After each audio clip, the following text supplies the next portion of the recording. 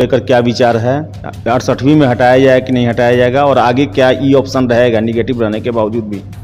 Question को लेकर के या आंसर्स को लेकर के और ई ऑप्शंस को लेकर के जो विवाद है, अगर मुझे यह आभास होगा कि अभ्यर्थी इसको सीरियसली नहीं ले रहे हैं तो मैं हर वो उपाय करूंगा जिससे कि अभ्यर्थी सीरियसली जो नहीं ले रहे हैं वो डिस्क्वालीफाई हो जाए। ये भी हो सकता है कि जैसे कि अगर आपको मुख्यमंत्री जी की कुर्सी अगर आपको मिल जाए तो आप क्या करेंगे, कैसे करेंगे। बिहार में जैसे बाढ़ की समस्या हर साल आती है, कोई आपको जो पढ़ाए न पढ़ाए, अगर हम ये कहें कि इसके कुछ ऐसे आप सॉल्यूशन बतलाएं जो कि अलग तरह के हों, यूनिक तरीके हों। 68वीं में चेंज किया गया ऑप्शनल को, आखिर आप लोगों ने सर ये एक तरह से बाहर का रास्ता क्यों दिखा दिया है? बहुत लोग बता रहे हैं, छात्र कह रहे हैं कि एक तरह से इसे बाहर ही कर दिया गया। मैं ये कहूँगा कि ऐसी गलतफहमी नहीं पालें लोग, क्योंकि ऑप्शनल जो है वो क्वालिफाइंग नेचर का है और कट ऑफ 40% है। मैंने ये कहीं नहीं कहा कि हम इसको एक आसान कर रखेंगे।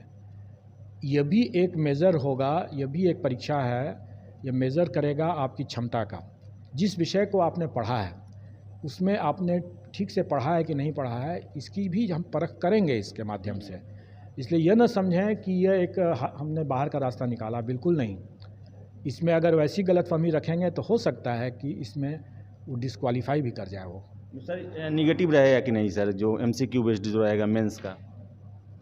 मैं चाहूँगा कि कुछ अभ्यर्थी मतलब मेहनत भी करें, इसमें यह नहीं समझें कि यह केक वॉक है और इसलिए ये नेगेटिव होगा या परीक्षा सरल होगा या कठिन होगा, ये मैं अभी नहीं बताऊंगा।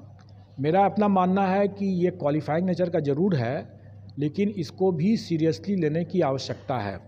अगर मुझे यह आभास होगा कि अभ्यर्थी इसको सीरियसली नहीं ले रहे हैं तो मैं हर वो उपाय करूंगा जिससे कि अभ्यर्थी सीरियसली जो नहीं ले रहे हैं वो डिस्क्वालीफाई हो जाए। सर इससे जो सर है, इससे कितना सर इससे रहेगा? 300 में एक ही ऐसे रहेगा या फिर उसमें मल्टीपल रहेगा?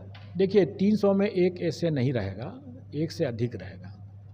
और ऐसे एक ऐसी चीज़ है जो उसका वास्ट मतलब स्कोप हो सकता है, कई तरह के टॉपिक्स आ सकते हैं। आप उतने तरह के टॉपिक्स को आप किसी भी जगह आप जाकर के आपको कोई पढ़ा नहीं सकता है उसको।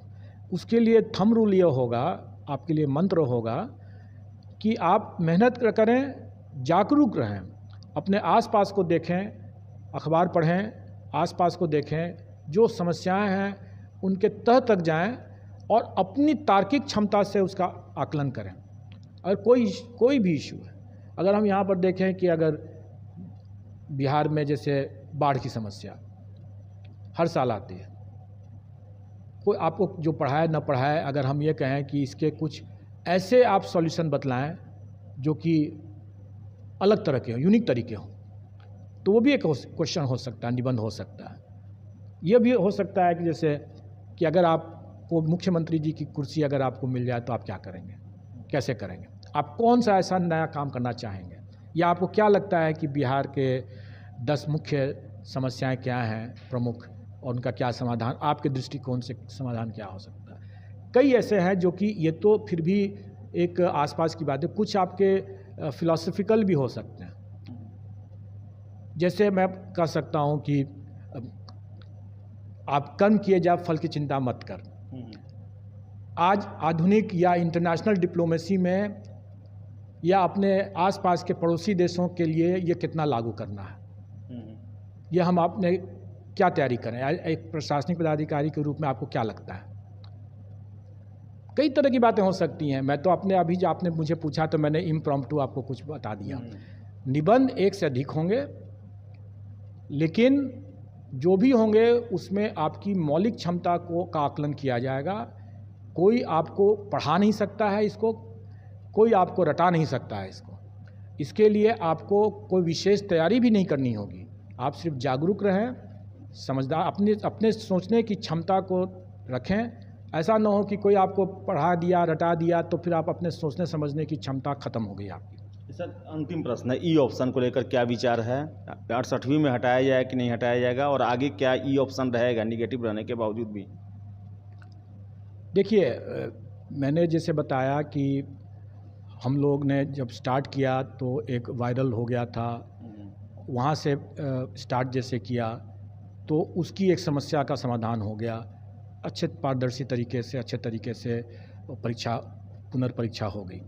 उसके बाद हम लोगों ने मॉडरेशन की समस्या को दूर कर दिया, जो हम 67th के मेंस में ऑप्शनल में जो क्वेश्चंस को रीअरेंज जो किया है, उससे हमारी मॉडरेशन की समस्या समाप्त हो गई।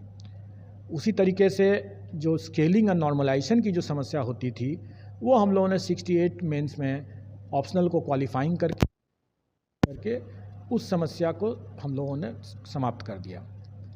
अब एक और विवाद अभी रह गया है, वो है क्वेश्चन को लेकर के या आंसर्स को लेकर के और ई ऑप्शंस को लेकर के जो विवाद है। हम लोग के आयोग में मतलब ये हम लोग का प्रयास है रहेगा, हमेशा प्रयास रहेगा कि हम इसको भी अप्रासंगिक बना करके इसको भी हम समाप्ति कर दें, इस समस्या का हम स्थायी निराकरण कर दें। तो मेरा मानना है कि 69 में के पहले आपको इसका उत्तर मिल जाएगा और सकारात्मक ही उत्तर मिलने की संभावना है। सर मेंस का सर जो इस बार 29 तारीख से हो रहा है सर, उसमें कुछ शेड्यूल में परिवर्तन भी हो सकता है या 29 से ही होगा? एडमिट कार्ड कब तक जारी कर दिया जाएगा? हमारा कैलेंडर तो अभी यही है, 29 से है, लेकिन एक दो बातें ज़रूर आई हैं, जैसे इलेक्शन है 28 को और सेंटर्स को एक कठिनाई हो रही है कि 29 तारीख को मतलब नेक्स्ट डे, मतलब 28 के इलेक्शन के बाद जहाँ पर बूथ रहेगा उसके तुरंत दूसरे ही दिन वो भी थके रहेंगे, उनको इसके लिए भी तैयारी करनी होगी, सेंटर को तैयार करना होगा। तो 29 की परीक्षा को लेकर के एक विचार बन रहा है, मैं उस पर निर्णय जरूर जल्दी ले लूँगा, लेकिन अभ्यर्थी को उससे डेटर नहीं होना चाहिए, क्योंकि मैं किसी भी हालत में मैं परीक्षा को बहुत इधर उधर नहीं करने वाला हूँ। वैसे मामला सब जुडिस है, इसलिए हम उस पर और ज़्यादा टीका टिप्पणी नहीं करेंगे, लेकिन हमारा कैलेंडर अभी 29 से है और अभ्यर्थी को उसके लिए तैयार रहना चाहिए। हम इस पर निर्णय जो होगा वो कल के बाद 23 के बाद